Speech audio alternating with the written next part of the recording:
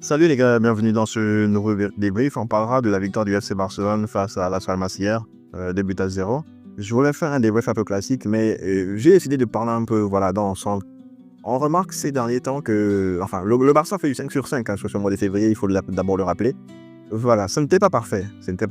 On remarque ces derniers temps que l'équipe galère un peu, surtout sur ces 2 derniers matchs où vraiment ça a été difficile.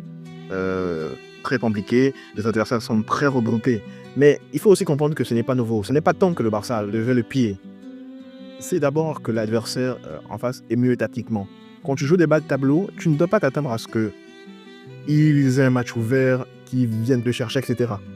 Ce n'est pas donné à tous, à moins d'avoir un soupçon d'orgueil. Il faut comprendre que ces équipes-là veulent se maintenir en Liga. D'autres veulent aller chercher des places qualificatives pour l'Europe. Donc, en fonction des objectifs de chacun, ils vont proposer un plan de jeu aussi qui soit propre à leur objectif. Donc, Las Palmas est actuellement, je regarde ça, 17e. Ça veut dire qu'ils jouent le maintien. Ça veut dire qu'ils doivent pas perdre des points. Donc, vous comprenez pourquoi est-ce que hier, ils étaient j'avais mal à la tête en fait en regardant le match.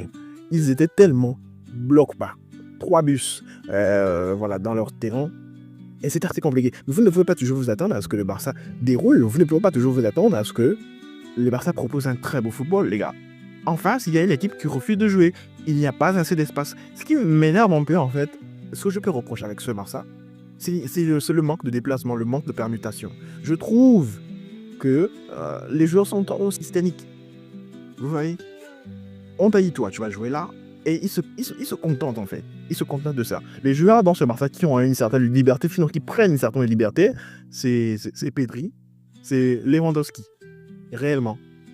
Encore que Lewandowski, bon voilà, on connaît un peu ces zones, vous voyez, d'intervention. On sait que c'est là, la axiale, il va décrocher un peu, etc. Par contre, Pedri, il couvre vraiment un peu plus le milieu du terrain. Baldé se déplace un peu plus également. Vous voyez, les autres sont systémiques. Hier, Lamine Yamal, il entame le match. Je remarque, lorsqu'il n'a pas le ballon, il vient dans l'axe pour apporter de la densité. C'est une bonne chose. Il tente de combiner avec Fermin, il tente de combiner avec Lewandowski, pardon. Mais Lewandowski, on le sait, le pied, c'est déjà compliqué. Mais face à un pressing, face à une équipe qui te laisse encore peu d'espace comme ça, Lewandowski est inutile. Il est inutile. Donc, Lamine Yamal a vu une de ses combinaisons être gâchée par Robert Lewandowski.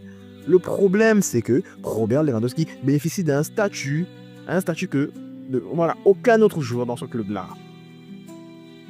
Aucun. Il n'y a personne là qui a la carrière de Robert Lewandowski. Du coup, le coach il se dit, je vais enlever mon numéro 9, mais voilà, c'est compliqué. Même que sa présence interpelle les défenseurs. Et c'est vrai, on ne peut pas le nier. Sauf que pour l'amour de ton jeu, pour la fluidité de ton jeu, Robert Lewandowski doit sortir pour laisser place à quelqu'un qui va apporter un peu plus de mobilité. Ça manquait de mobilité, ça ne bougeait pas assez. C'est Baldé a apporté en première mi-temps plus de danger que n'importe quel autre offensif, j'ai l'impression. Il y avait un peu Lamine qui essayait, mais Lamine, il en faisait limite un peu trop, vous voyez. Et ça, on se comprend à ce niveau. J'ai vu les critiques, etc. sur Twitter que je pense excessives, clairement. Les vrais joueurs de la première mi-temps, ce sont les défenseurs, c'est le gardien, ce sont les 2 milieux défensifs, à savoir Pedri et Passado, qui ont fait un match. Mais les offensifs n'étaient pas là. On arrive en deuxième période, il y a un peu plus de maîtrise, il y a un peu plus de soucis de faire des transitions propres, moins de défis, moins de risques inutiles. Lamine Yamal est plus concentré, il est plus juste dans ses choix. Et Daniel Mo est là pour combiner avec lui. Enfin, un joueur avec qui combiner, il le trouve. Daniel Mo, en une demi-occasion, il se fait pas prier, il trouve la lucarne. Sans petit face au gardien, j'apprécie. Mais j'aurais souhaité là que ça soit Robert Lewandowski qui sorte. Comment il s'appelle déjà? Ferran arrive. Voilà. Ferran, il apporte également tout de suite cette profondeur-là. Première occasion, c'est même pas une occasion, c'est un appel. Rafinha le lance, boum. Il apporte déjà de la profondeur. Vous voyez? Deuxième occasion, c'est contrôle vers l'avant, frappe sèche, mute. Il a eu une frappe, je crois, dans ce match. Et ça a fini au fond. Robert Lewandowski a eu une frappe, il a eu une tête. Si tu ne cadres pas la tête, si tu ne la mets pas au fond, parce que c'est une vraie occasion là sur le coup, si tu ne la mets pas au fond, elle cherche à trouver Rafinha en retrait. Rafinha s'est fâché, il l'a mal pris, ça se comprend. Soit tu serres le premier poteau, avec ta tête, soit tu cherches un partenaire qui est peut-être libre, et puis tu le trouves. Donc à ce niveau, je comprends un peu la frustration de Rafinha. Qui, lui aussi, c'est compliqué quand il n'y a pas d'espace, quand il n'y a pas une équipe, il faut le dire. Quand il n'y a pas une équipe qui te laisse réellement de l'espace, prendre la profondeur, c'est compliqué. Mais Rafinha, il court, il va te faire du pressing, etc. Mais je déplore un peu le fait que, des temps, il doit coller la ligne, des temps en temps, il doit élargir son jeu. Sinon, élargir le jeu de l'équipe. Vous voyez, ça le manque un peu, les échanges Messi-Jordi Alba. Vous voyez quand Messi avait le ballon, il faisait un crochet, il les lançait, il débordait directement, il partait chercher Jordi Alba sur le côté opposé. Ça, il renversait le jeu directement. Là, sur le match d'hier, c'est Pedri qui allait chercher Baldé. C'est Koubarsi qui a tenté à plusieurs reprises et qui a trouvé à plusieurs reprises Alejandro Baldé. Mais combien de fois Alejandro Baldé tente de déborder? Combien de fois il fait des appels? Combien de fois il essaie de centrer Robert Lewandowski n'est pas dans sa surface?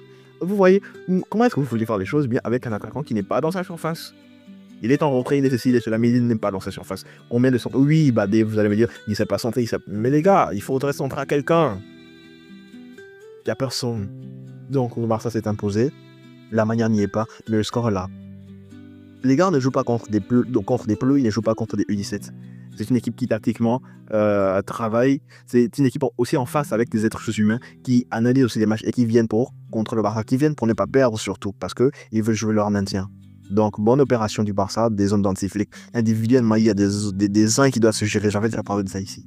Vous ne pouvez pas penser à votre petite personne. C'est le trophée collectif qui va primer sur la performance individuelle à la fin. Mon homme des matchs, c'est pour Koubarsi. Mon homme des matchs, c'est vraiment lui, pour Koubarsi, qui a été propre, impressionnant du début à la fin. C'est vrai, ils ont donné à Daniel Mo. Les buteurs seront toujours récompensés de toute façon, mais bon, je tenais quand même à mettre de la lumière sur pour Koubarsi et sur Chesney également, qui montre réellement puissance. Il s'est amélioré dans son jeu au pied, dans ses anticipations, dans sa lecture du jeu. Ça s'est amélioré et c'est tant mieux pour son équipe. Franchement, je vois pour le débrief du Real Madrid. Je prépare en attendant une autre vidéo. Ça sortira certainement dans quelques heures, voire d'ici demain. Allez, portez-vous bien.